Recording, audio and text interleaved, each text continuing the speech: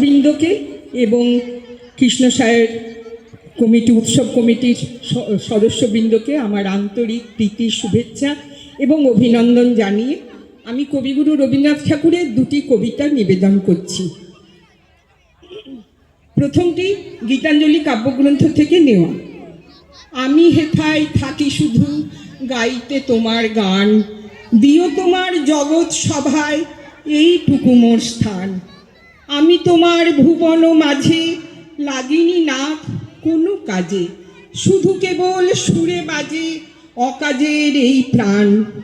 নিশায় নীরব দেবালয়ে তোমার আরাধন, তখন মোরে আদেশ করো গাইতে হে রাজন। ভোরে যখন আকাশ জুড়ে বাজবে বীণা সোনার সুরে, তখন যেন নাড়ই দূরে এই দিও মোর মান। আমি হেথায় থাকি শুধু গাইতে তোমার গান। আমার দ্বিতীয় নিবেদন